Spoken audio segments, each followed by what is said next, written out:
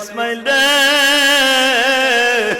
আমি তো তোর একটু পরে সবাই দিব বাবা, তুই তো আল্লাহর কাছে চলে যাবি।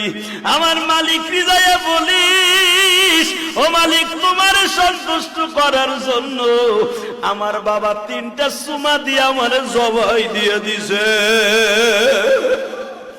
কত আদর করে বাবাই সুমা দেয়। আজকে যারা বাবারায় ফেলছ বাবার সুমার কথা ভুলে যায় না বাবা। বাবার এক একটা সুমা কিন্তু, বাবার এক একটা কিস কিন্তু জান্নাতের নেয়ামত। সঙ্গে সঙ্গে বলে ইসমাইল রে তাহলে আর দেরি করা যায় না, ওঠ পাহাড়ের উপরে।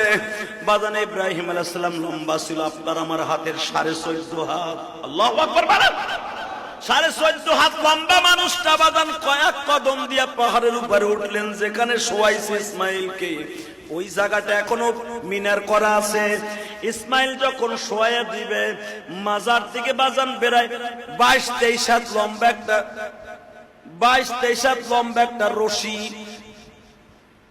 চামড়ার সোবলা দিয়া বানানো বাবা রশি মাজার থেকে ইসমাইল খুলতাছে ইব্রাহিম।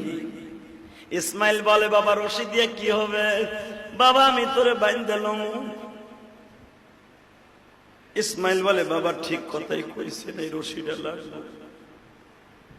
আমার যুবক ভাইরা ইসমাইলের গাড়িতে জান্নাতে যাইতেছে আসছে ভাই, এখন 2 ফোঁটা পানি দিয়ে বাবার কথা মনে করে করে কান্দ।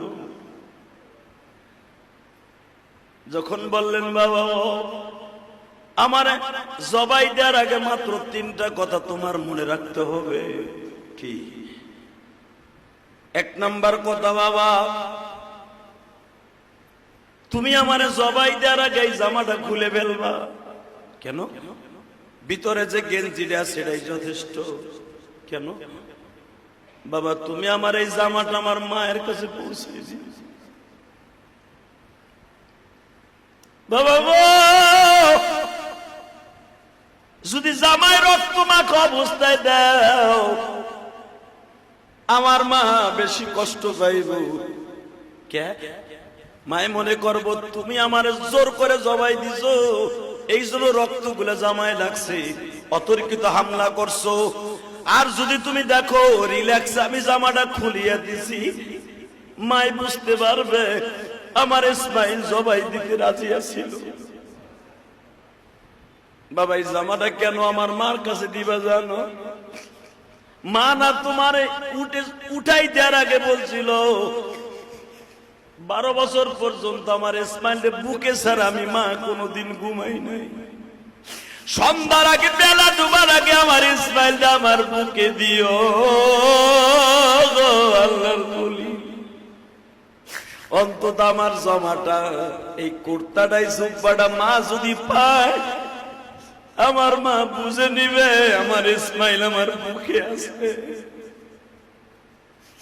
বাবা তুমি জানো না